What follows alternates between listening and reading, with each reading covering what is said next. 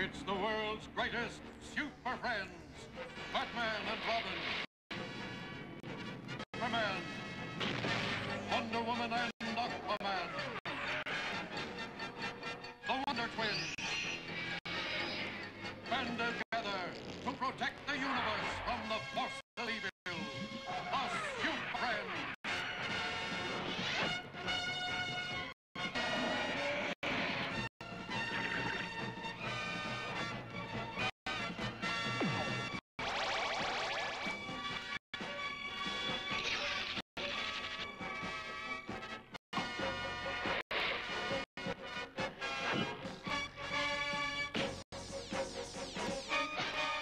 Dedicated to truth, justice, and peace for all mankind.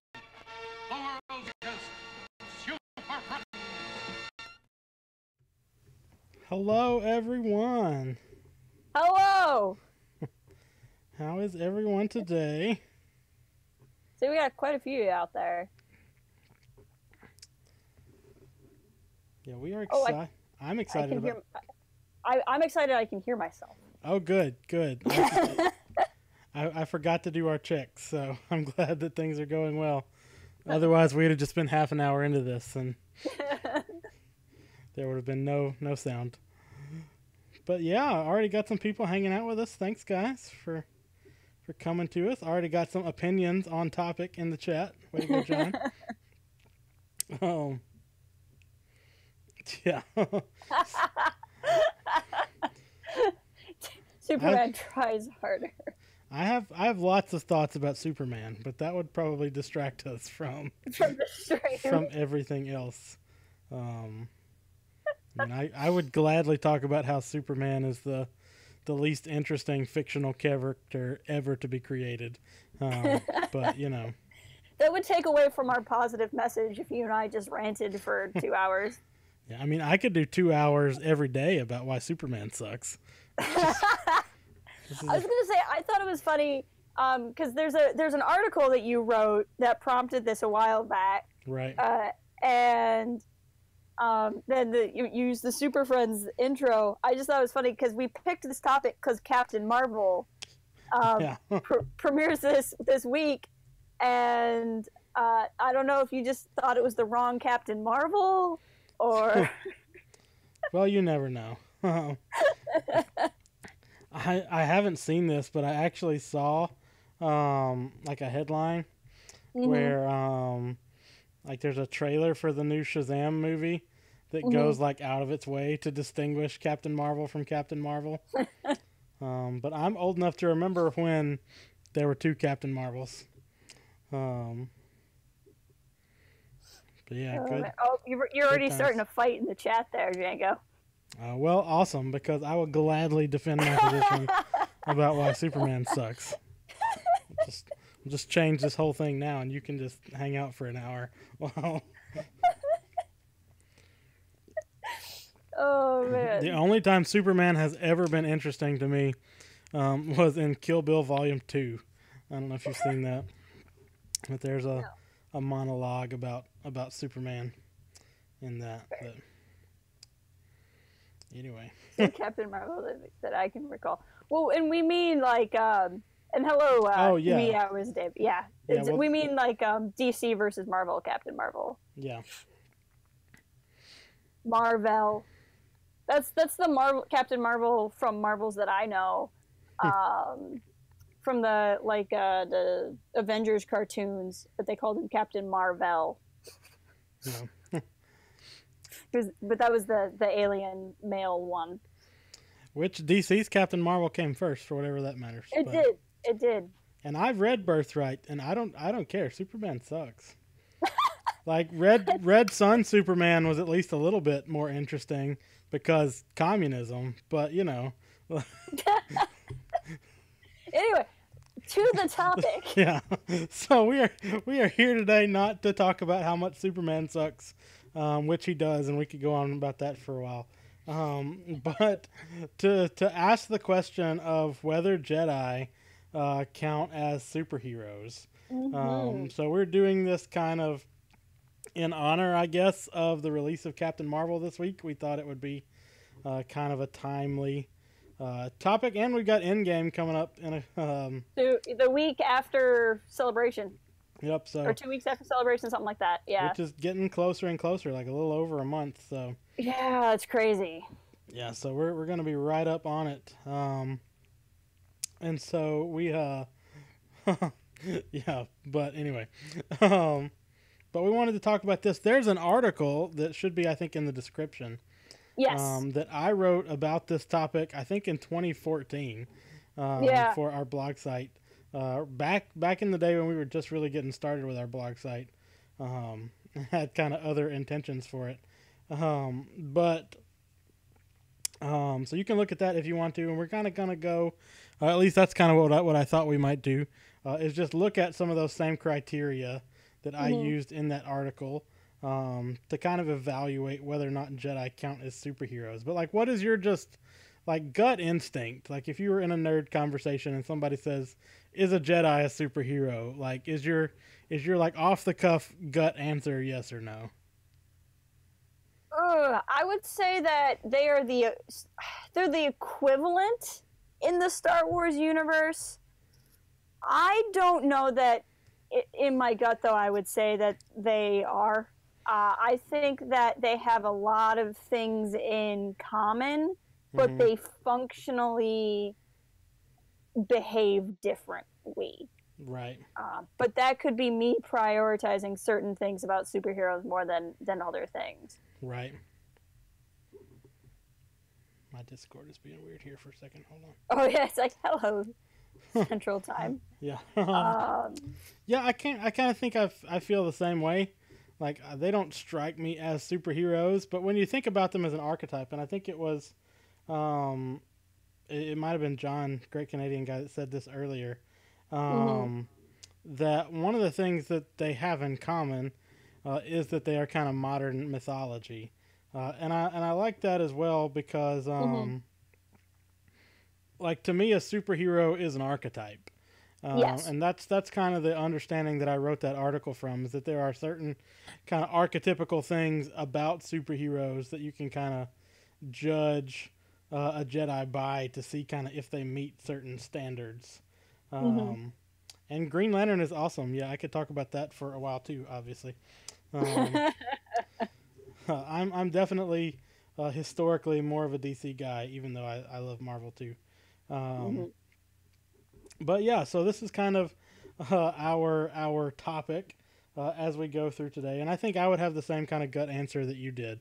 That the Jedi, so kind of off the cuff, don't strike me as superheroes. But I think it's an interesting question that kind of gets at what is a superhero and what is a Jedi.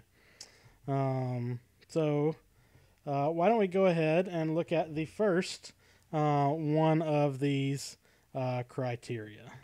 Yeah, and I will. The link to this, the link to this article is in the description. I'll pop it in the chat.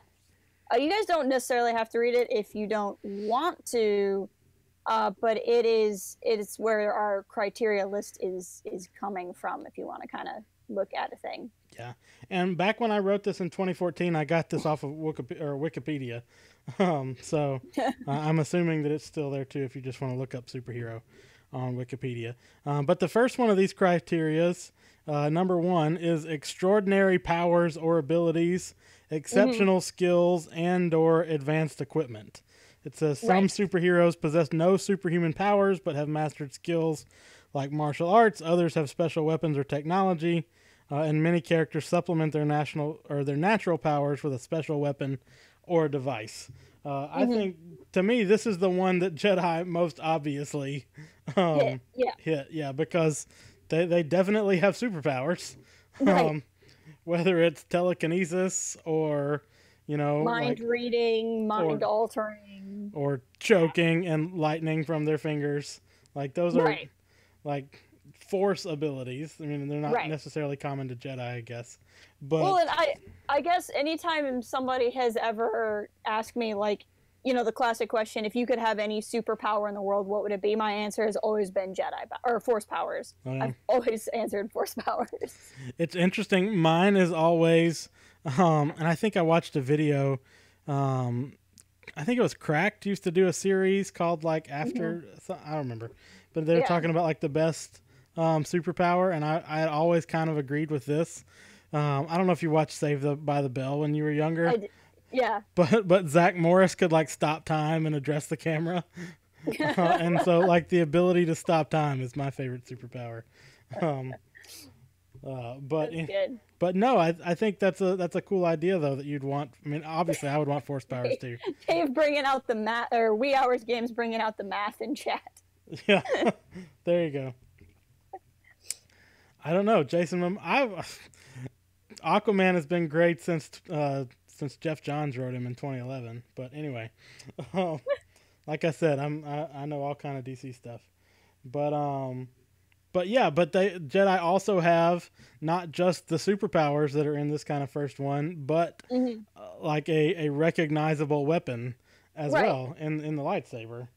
Mm-hmm. So they kind of tick both of those boxes.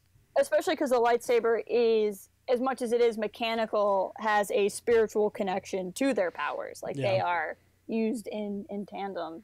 Right. That ties in a little bit too in what they're talking about in chat. They're saying how the Jedi are closer to the Green Lantern Corps, and the Lanterns obviously had their bling. Right. So it'd be somewhat similar. Yep.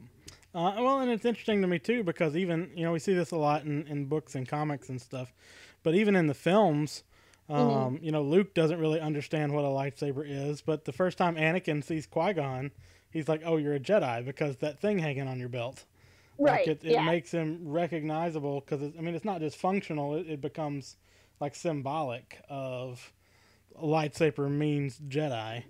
Even Dr. Aphra thinks that. Yeah. What does Nox say? Nox, hi, by the way. Force powers are merely superior to superheroes after all. Who wouldn't want to be a slightly unstable space wizard swinging a plasma sword?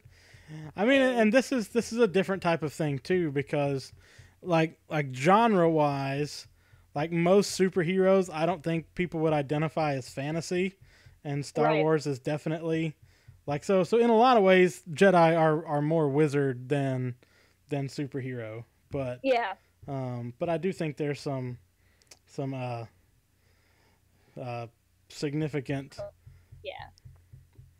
And Ian, I don't know that the Sith are necessarily Sinestro Corps. I don't think most Sith are motivated by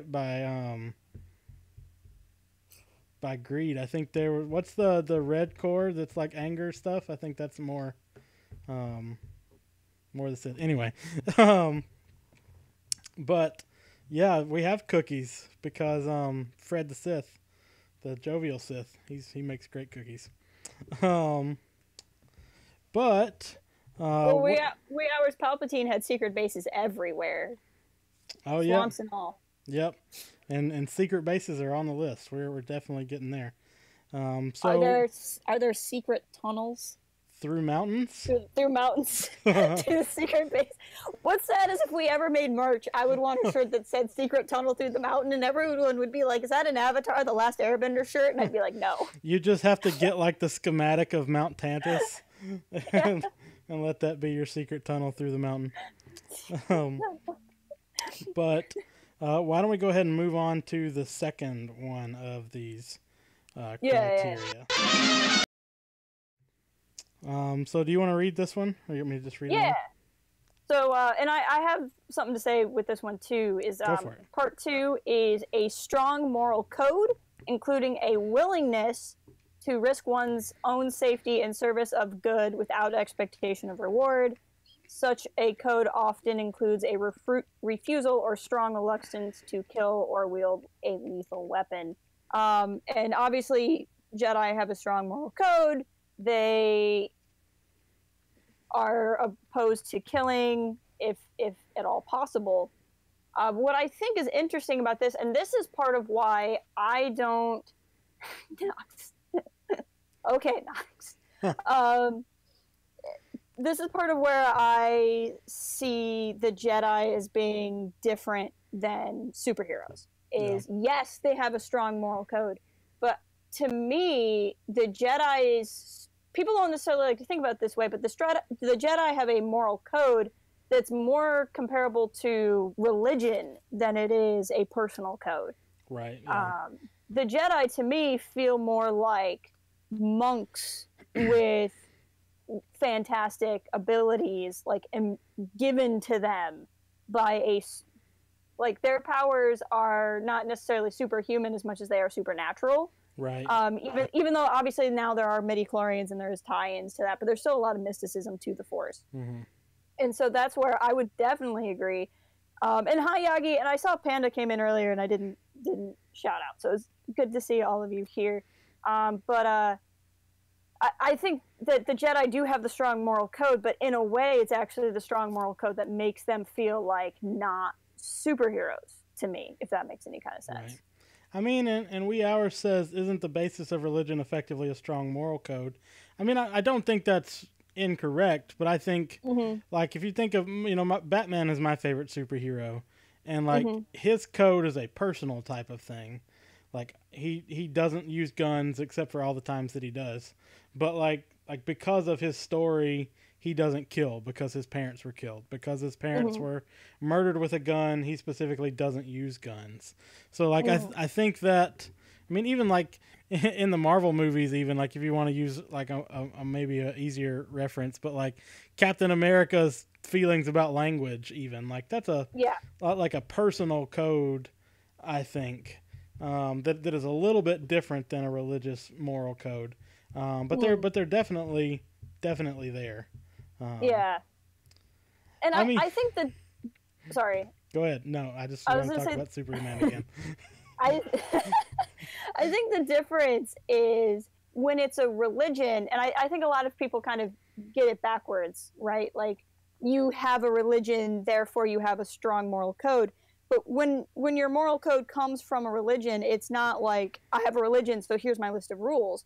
The moral code comes out of a response to the thing that you're serving or the being that you're serving, right? So, like, I don't think killing is wrong because I think killing is wrong. I think killing is wrong because it is out of a response to how I feel I should act because of my religion. Right. And I think that's where it is for a lot with the Jedi. The Jedi are in service to the light side of the Force. So much of what they're doing is in service to that. And if I was going to get real deep and maybe a little tangential here a little bit, I think that's the problem that the PT era Jedi had, is they became more about the code than they became about the Force, right?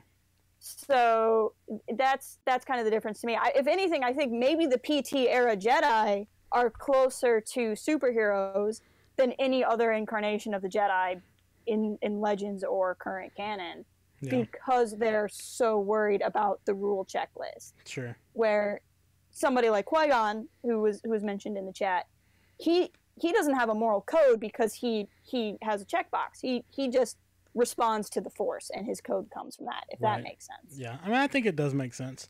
And I think, I mean, when I wrote this article that we're kind of basing this on, the PT Jedi are kind of what I was basing a lot of this around. So I think you're right that they kind of come closest in a lot of ways to counting as superheroes. I mean, but even like when Luke is on his own as a Jedi, like, I feel like his moral code is still not so much a personal code, but is informed by this, religion that he follows. I mean, and that's how the input, like that conference room on the Death Star, like that ancient religion has died out. Like, that's how they're kind of understood as well. So it's more than just the abilities. It's about a way of thinking about the world in some ways. And to go back, not to backtrack too much, yes, Superman meets all of these criteria because he is a superhero. My argument is not that he's not a superhero, just that he's a bad one. So, anything else about strong moral codes? Ian in chat just asked how much of their code is self-imposed and how much of it is informed by the Force. I think that when the Jedi are doing it right, it's largely informed, if not entirely informed, by the Force. And I think when they're doing it wrong, it's self-imposed. I think so, I would too. describe that. I mean, so it's all about what the motivation is, too, because it can be the same the same code, that if you're doing it because you believe it is different than if you're doing it because you've dogmatically been taught to follow it.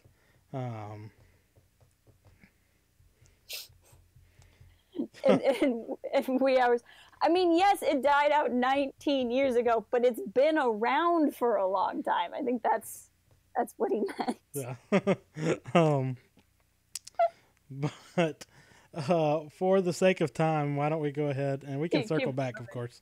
But move on to the third one. Yep. So number 3, a motivation such as a sense of responsibility, a formal calling, a personal vendetta against criminals, or a strong belief in justice and humanitarian service. So like when I think about this motivation, again, my main example of this is Batman. Like he is motivated, like he has a lot of this is written, you can tell, around certain superheroes. But like Batman has a personal motivation, a personal vendetta against crime because of his parents. Like Captain America is motivated, at least originally, by his patriotism, or Superman, if you want to use Superman, truth, justice, and the American way, or whatever. Like these superheroes have motivations. But do you think that, at least in this sense, that the Jedi have like a unique defining commitment to justice or peace or humanitarian service, whatever the other one was? In your article, you gave it a weak match. I actually think they do, but I think that's also, at least, I think they do in the PT era, which is, again, when I think they're most like superheroes. Right. And I think it's part of the problem. They are in service to truth, justice, and the Republic way. Yeah. They are in service to the Republic, and that's part of why they take up the role of being generals. Right. There's a great passage in Shatterpoint by Matthew Stover, which, albeit is Legends, but I think it just defines the Jedi so well for me. And that Mace Windu talks about how the Jedi are not really for, peace and justice and all of that. It's just a slogan because it's just the best way to explain it. But he says that the Jedi are for civilization, that they are for a sense of civility versus chaos, right. Which the dark side can breed. Although Knox would probably disagree with me. And to that extent, I think they do, but I, again, think that's what kind of gets in the way of them being right. Right. Well, it's just, it's interesting too, because a lot of it depends on what you mean by justice, what you mean by peace. Because, like, to use another example that Knox will like the Empire has a commitment to peace and justice that is very different than the commitment of the Republic and the Jedi. But I guess the difference that I have with this, and I think the reason I gave it a weak match before, was that I think the Jedi are committed to peace, and I think they are committed. I mean, they describe themselves as peacekeepers. So, like, I mean, that means, like, police, but it also means, I think, something more for a Jedi. But I think what's different to me, and which circumstances make it different, but Bruce Wayne became Batman because of his commitment to justice. Okay. Nobody becomes a Jedi because they are committed to peace. I mean, fair. Very few people get to choose whether or not they want to become a Jedi to start with. But I mean, so that's different. But I feel like to have a commitment is different than that being like your motivating factor. That's fair. I can at least see where you're coming from on that one. But no, I mean, I could be totally wrong though in that sense. It's one of those things that's open to interpretation, obviously. I mean, and I don't discredit the fact that most Jedi had a commitment, even beyond the Republic, to the idea of peace in general, and things like that. But any other thoughts on that one? No, I think this one kind of connects almost with the last point fairly well, and I think it's a different angle, but kind of the same thing. So anything else I'd say would really go to the last one. Yeah. I mean, I think you also get the difference here between, like, does the Jedi Order have a commitment, and do individual Jedi have this motivation too? Like, I feel like that's I mean, that goes back to the moral code too. Like, is it a dogmatic, like, this is the religious order that you're a part of, or is this like your personal commitment also? Right. But shall I read 4? Yeah, go for it. So number 4 is a secret identity that protects a superhero's friends and family from becoming targets of his or her enemies, or to protect themselves from getting arrested by police. Most superheroes use descriptive or metaphoric code names for their public deeds, and so on and so forth. There is the rare ones whose true identity are common public knowledge, even with a costumed identity. So this is one that I think the Jedi don't necessarily meet at all. Is the idea of a secret identity, because they just kind of are who they are. I think the extent to which Jedi meet this is that their identity is wrapped up in their being a Jedi, the same way that Batman's identity is wrapped up in him being Bruce Wayne. Like, that distinction is unclear. And so I think that Jedi, like, they definitely have an identity as a Jedi, but you lose that sort of notion of duality of it. We don't really get, Yoda in his off time. Like, Yoda is always a Jedi, and he's not trying to. I mean, I guess you could argue that, like, during the Imperial times, like, maybe that's a different way to think about it. Like, Kanan Jarrus is the secret identity for Caleb Doom, the Jedi. Doom. Yeah. And Ian in chat pointed out Old Man Ben. Oh, sure. Yeah. I didn't even, that's an obvious example too. Yeah. I kind of think of the Jedi as having a reverse secret identity. Yeah. In that their identity is a secret from themselves. Sure, yeah. Because most Jedi are taken from their families. And therefore they grow up not knowing their family for reasons. And Django and I could have a really long debate about the morality of that if we ever wanted to do that on 1 week. Of stealing babies? about protecting people from themselves. Oh, yeah. But anyway, I think that's a method there. And when you think about it, too, on a galactic scale, a Baron might have a Force-sensitive child who goes and joins the Jedi. But, that planet might not even be known to somebody on Coruscant where this kid is growing up. Right.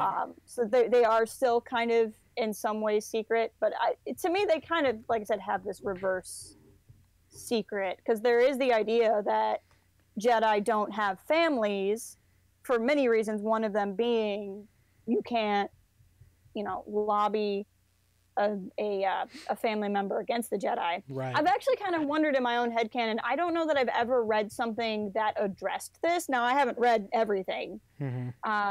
But I've wondered, when you have children who are, say it's the child of some famous person that everyone in the galaxy would know. Right. Like, say the Chancellor of the Republic has a Force-sensitive child.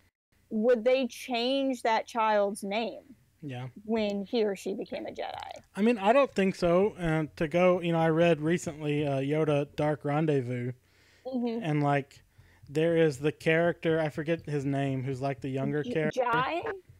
Yeah, I think that's like right. That. I read it, but it's been at least 10 years. And he didn't know who he was, but they didn't change his name. That's true. There wasn't an attempt to, like, hide who he was.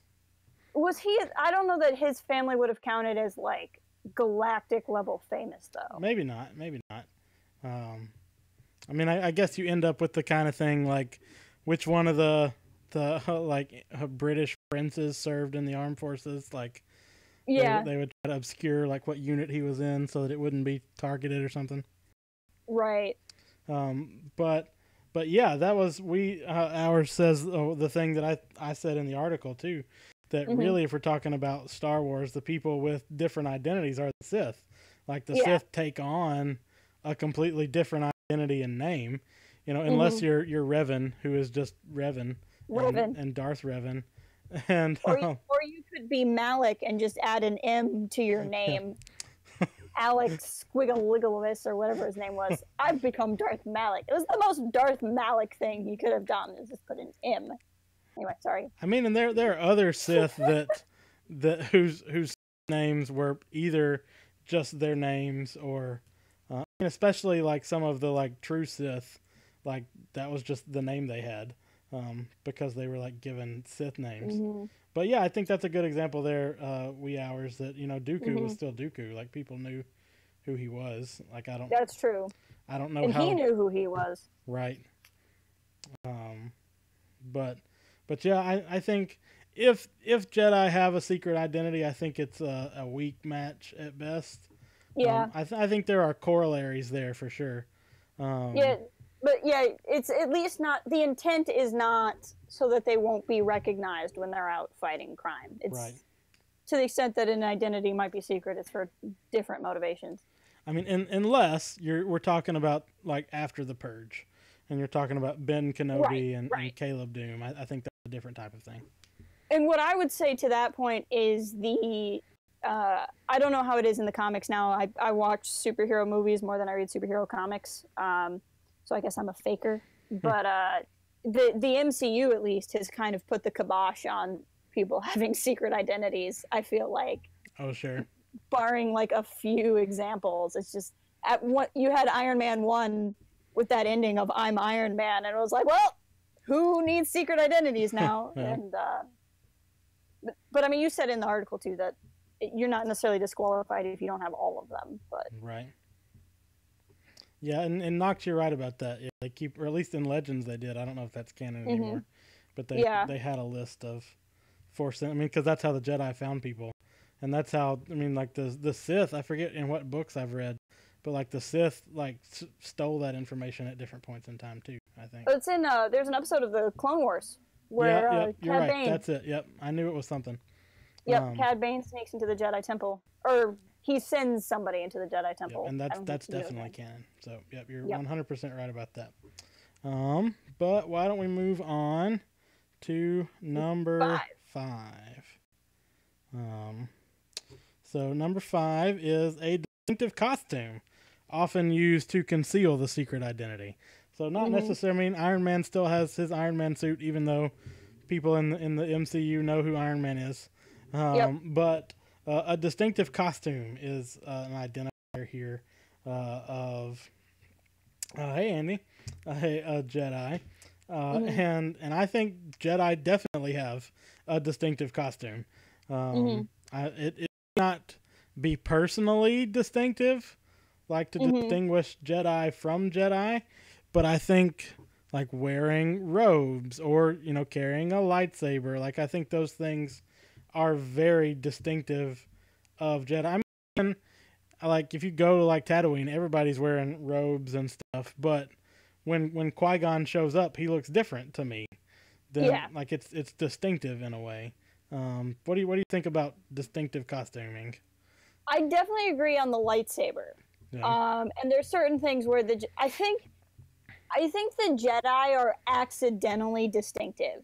I think the intent behind what the Jedi wear, the intent behind like a Padawan braid and that sort of thing, is to be a person like with a monastic lifestyle, right? Like their monk robes.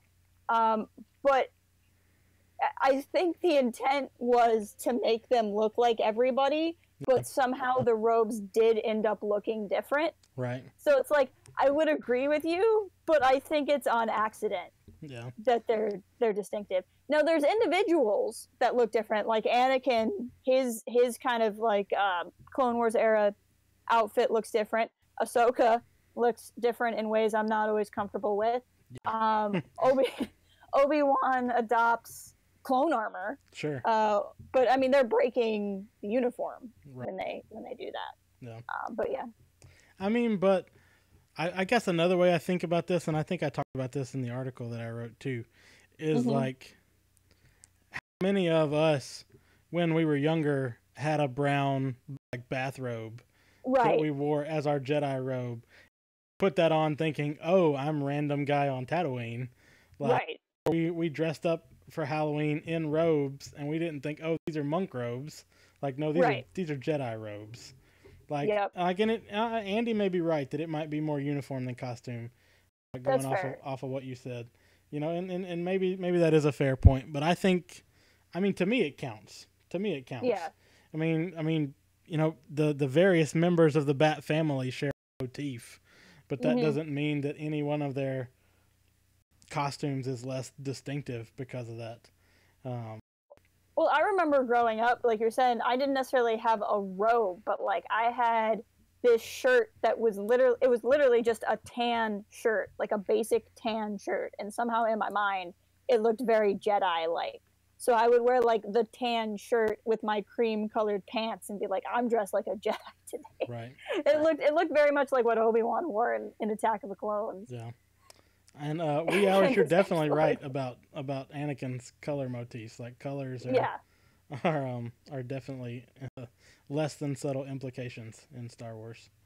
I mean, even like Ahsoka wearing white in Rebels is meaningful. Her other costumes being a different type of thing. Another thing we could talk about another time, maybe. Another time, yeah. Hey, boss. No, we're just going through discussions. We still got a ways to go. It's good to see you.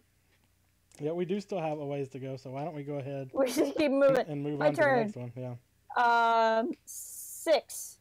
An underlying motif or theme that affects the hero's name, costume, personal effects, and other aspects of his or her character. This bullet, I completely agree with your article. There's no match. Yeah, I don't think there is at all. You know, Batman, it's all black, all bats. He's a bat. Yeah. You know, especially with like the 66 show. I think I got that. Yeah.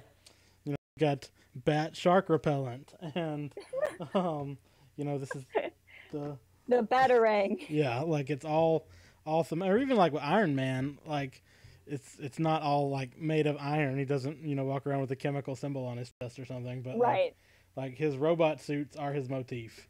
Or like with stars for Captain America and Captain Marvel, like they are themed. I mean, or with like Green Lantern, like all of the Lantern Corps, like the colors are meaningful. Like in it means, but I don't think Jedi have that kind of motif. Right. But maybe we can move on a little bit. I mean, they're right. The Sith do tend to dress the way. But yeah, we can keep going on that one. I mean, but like, I don't think the Sith have an underlying motif in the same way either. I think they have a distinctive costume, and some of them are more distinctive than others. But like, apart from black meaning darkness, like I don't know that. They're saying with names, and the names I think work. I mean, I think so too, but I think a lot of it's because it's comic books. I think a lot of it's the aesthetic. So but no, especially with the names, I guess that's more of a match. But what do you think about number 7? The supporting cast of recurring characters, including heroes, friends, co-workers, and/or love interests who may or may not know the secret identity. I would agree with what you put in the article, which is a weak match. Mm-hmm. So the Jedi usually have buddies. Like, even if you go to the Old Republic MMO, the Jedi gets a companion character of a droid. Yeah. So I would give it, and oftentimes a Jedi will have a Padawan learner who's a tag along. There's a lot of stories of Jedi who have a love interest when they're not supposed to. So basically all of them. Oh yeah, pretty much. So I would say that this is true, but not in the same way. Like, I think the closest equivalent is the Master Padawan relationship is close to a superhero sidekick relationship, but that's really about it. The one thing that kind of sticks out to me as different, and the Padawan and droids as sidekicks and support, I think are easiest. But I think a lot of Obi-Wan and Dex, like to me, like Dex is one of my favorite characters. I love Dex, and he barely appears in anything. But like the conversation we get between Obi-Wan and Dex in Attack of the Clones is indicative that this is not the only time that Obi-Wan has gone to him for information. And to me, that almost counts as a cast of reoccurring characters. But I think again, I think it's a match, but not a strong one. I think there is some overlap, but not a lot. And Andy agrees about the sidekicks, the Padawans being sidekicks. And Wee Hours says that they are sidekicks also, and that they're often used for comic relief, like sidekicks. I think that's true to a certain extent, but I think a lot of that's owed to like the familiarity between master and apprentice, and hero and sidekick too. But any other thoughts about reoccurring cast of characters? No, I feel like so often with Jedi, they're kind of moving around to just different people. It's really just a droid or a Padawan that would be more regular. Right. What about the next one? 9 is independent wealth. I think we skipped one. Did we? We can do independent wealth though. No, we did. 8 is Rogue's Gallery. You're right. I skipped one. Yeah. Rogue's Gallery, consisting of enemies that he/she fights repeatedly. In many cases, the hero is in part responsible for the appearance of these, often accuse him of creating the villains he fights. Often, superheroes have an arch enemy who's especially threatening. Oh, I think the Jedi definitely match having a Rogue's Gallery. Yes. Even when they didn't know it for like 1,000 years, right. they still had one, and the Jedi might not have told the tale of Darth Plagueis, but he was still their arch enemy, and part of their Rogues Gallery. I mean, and whether you think about the Sith, obviously, but even like the Mandalorians, like it more so in different parts of Star Wars history. But I definitely think that counts as Rogues Gallery. Yeah, I would completely agree, especially because the Jedi often become the defenders of the Republic. Right. Basically, anytime the Republic's at war, which is often going to be with different iterations of the same thing, they're fighting. I mean, even like you think about Hutts as sort of a type of rogue, or like the Vong or things like that.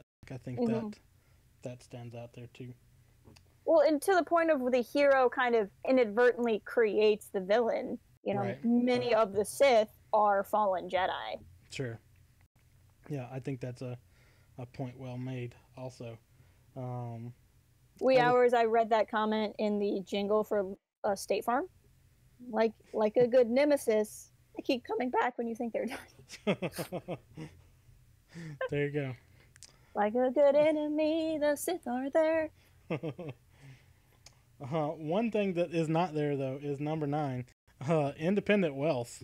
Yes. And I put a weak match, and I might rethink this. I don't know, because like I think it's obvious that the Jedi Order is not restrained financially. Like there's no Jedi accountant coming around saying we can't go on this mission because we have to pay for fuel. Like Jedi basically do whatever they want to do, and there's no like seeming budgetary restraints. And they don't ask for money as a reward for what they do. Right. But they do take personal vows of poverty. So like there's a match, but I think a weak one. A weak one there. And it's obvious that independent wealth is only on this list because of Batman and Iron Man, because their superpowers are their money. Right. So this is one of those things on this that caters to a specific type of thing. Yeah. 10, we have headquarters or base of operations, usually kept hidden from the general public. They definitely have a base of operations. It's not in any way hidden from the general public. or at least not the main temple. I would say there's smaller temples that are hidden from the public. Sure. The primary temple is like right there. I mean, but I think it still counts. I mean, even if you look at like DC stuff, like the Hall of Justice was not hidden, and Stark Tower was pretty obvious. So like, I don't think it always has to be hidden. But I think they definitely had both. And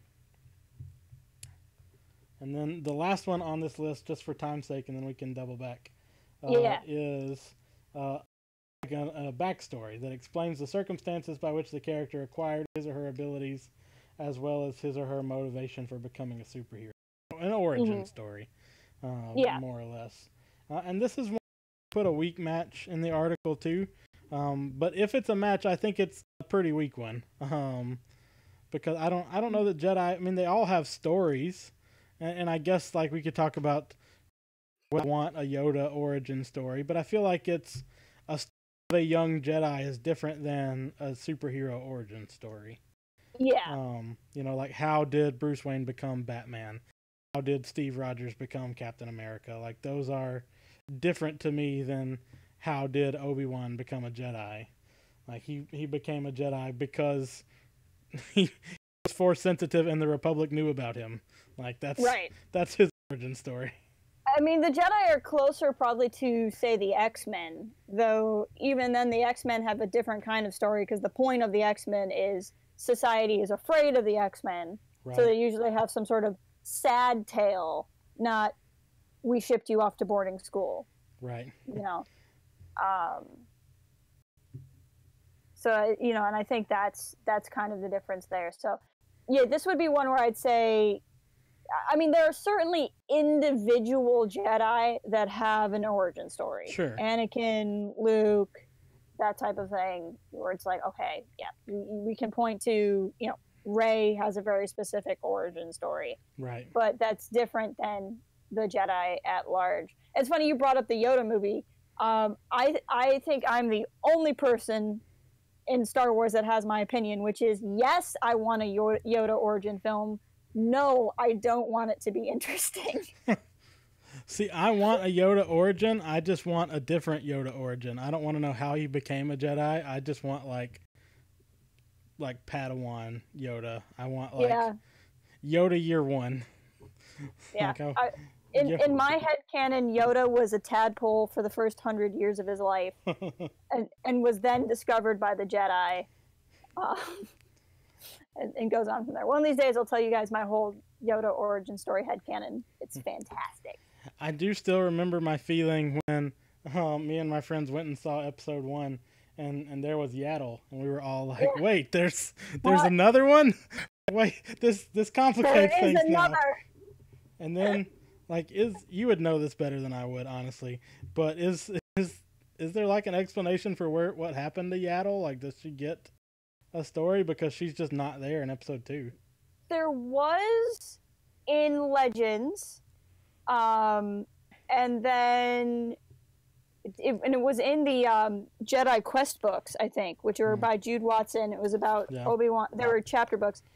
Current canon, Yaddle appears, I think, in the Charles Soule Vader comic, but I don't know because I haven't read it. I just see a lot of Charles Soule tweets a lot about Yaddle. Maybe so I assume he's put her in the Vader comic, but I've only read the first arc of the Vader comic, so I don't actually know that one. Yeah, that's still a gap I have there too. And Dave is right.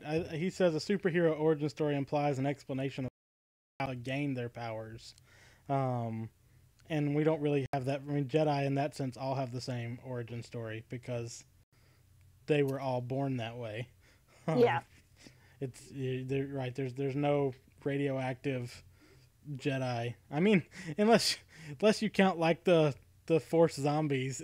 And right. I was gonna say Legends. I'm sure has a radioactive Jedi. There's no way Legends canon doesn't have a radioactive Jedi somewhere. If not, someone needs to go and at least put that in Legends somewhere. Right, and these two, even the X-Men who are born with their powers, have origins explaining how their powers activated or when they realized. And that makes sense. But so I guess. Go ahead. Sorry. Go ahead. I was going to say if we're on that, we could kind of circle back around to. Yep. Restating I think we're on the same page. But why don't you go ahead and kind of summarize? Oh, you said you wrote this article in 2014. How has your perception of this changed at all since you wrote the article? I mean, yes and no. Like, as I'm reading through this, my opinions didn't necessarily change. I feel like some of the reasons why have changed since then, because like the sequel trilogy, I think, has changed a lot of the way I think about the Jedi and the Force and things like that. And Superman sucks, but thanks for hanging out, Ian. Come if you're not. I don't know if you're on our Discord or not, but we can continue this on our Discord sometimes, and I can explain to you why Superman sucks. But and Dave's right. Rey has a classic, I think, origin story too. Well, and Luke too. Luke discovers his Force powers on screen with the Death Star, and with Obi-Wan training him. And he doesn't really use the Force at any point before then. Ramen in various books. He made a noodle move, guys. but no, I feel like Jedi are definitely super powered. I think they are special. Yes. I think they are interesting in their own right, but I don't think that they are a perfect match for the archetype of superhero. I feel like there's a difference, and maybe this goes back to something, I forget who said it earlier, about Jedi being more wizards, and we've talked about Jedi being monks and a religion, and so I feel like there are a lot of similarities, but not quite close enough that I would kind of count that.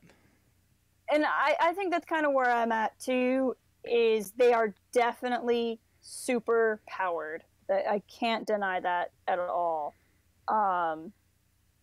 But it's different because I feel like, at least the way superheroes are presented, it's this individual call to do a thing. And even where you have the Justice League or the Avengers, it's a group of individuals coming together to form a group. It's not a group that then generates an individual from it. And to me, I think that's kind of the core difference, in how it's presented. Well, and it makes me wonder too. Like, did you ever read? Was it the Dawn of the Jedi series?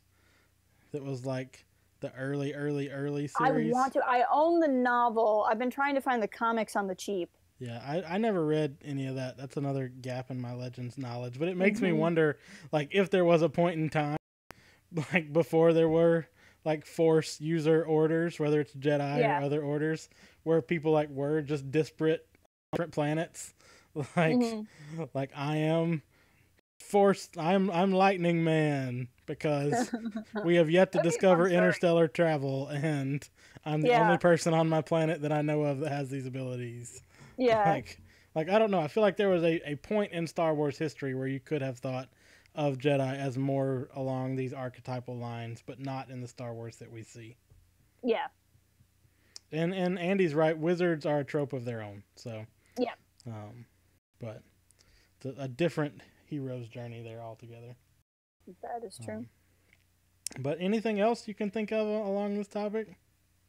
No, I mean, I feel kind of, I feel like a little bit bad because I feel like I had the same opinion at the end of the discussion that I had at the beginning. But I do think it's an interesting one. I don't think anybody would necessarily be wrong either for considering them one way or another. I think it's probably in, we listed the 10 things that make you a superhero. And I think it probably depends on how you rank the importance of those 10 things. Right. Yeah, because I would say some of those things on that list weren't as important. Right. I would consider secret identity less important now. I would consider individual wealth less important because, like, Spider-Man isn't wealthy. Right. And so I think it would probably depend on that. And a lot of that really comes down to who was your first superhero that you cared about. Like, the first superhero that I cared about was Spider-Man. So the things that are more indicative of Spider-Man are going to be the things that I think of more, that kind of thing. And I think so too. And there again, I'm mostly informed by Batman and other DC superheroes, apart from Superman, who sucks. And I mean, and honestly, I think it matters too, like the fact that I was into comic book superheroes before I found Star Wars. I think affects my opinion too. But if you have other thoughts, we've had a really active chat today. I've loved this. You can always keep the chat going. We'll be on Discord. You can find us there. We have some tweets about this today, and Facebook and Instagram. You can find us on all the places, and we would love to keep this conversation or other conversations about the relative coolness of Sith and the absolute suckiness of Superman. Like, there's any of these things we could keep going with. But make sure you're checking out all the stuff. We've had a lot of stuff going on our channel lately too. Yeah. So and we got Resistance is going to start wrapping up this weekend. So part 1 of the 2-part finale airs this week, with part 2 next week. I already can't believe that. I can't believe that either. I can't get over how much I've loved that show. Me too. I mean, you can go back and watch our first videos about it, and we weren't negative on it, but we weren't like jumping up and down, can't wait for this thing to start. And now I'm like, is it Sunday morning yet so I can watch Resistance? Yeah.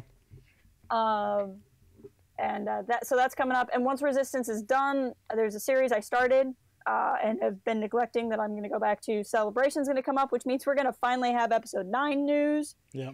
Or maybe we just won't. Maybe they just won't even talk about episode 9 at Celebration at this point. No, we don't need to mark it, right? We don't need to mark it. It markets itself. But I'll also plug your Force Unleashed series. Tomorrow. Yep. We're streaming tomorrow. And we've got some Funko videos that have been going up. And you're still doing your Aftermath book club. Like, there's a lot of stuff going on our channel. We encourage you to check all of that out. A little bit of something for everyone. And as everyone's saying goodbye and heading out, I would just like to say we got a lot of good content creators in the chat. We do. Wee Hours Games, who's been talking, I hang out with every Saturday. He streams. He's been streaming some Warhammer. He's cool. Bear was here. Great Canadian Guy was here. Poetic Injustice was here. Bosk's Bounty is a great Star Wars Collections channel. We got a lot of really good content creator friends. McYagi was lurking. He's a great content creator. So make sure you check out our friends as well. And they all post their stuff in our Discord. So it's another reason to join our Discord, so you can see what our friends are up to. And if you were wondering, Manchester United moves on to the next round of the Champions League. I was on away goals. Worried. So I was so worried. I was legitimately. I was not a thing I expected. But we at Port Haven are your premier source of Manchester United news. But I think that's gonna do it for us today. Yep. We hope to see you guys. later, and we will catch you next time. Bye. Bye. Tomorrow, same bat time.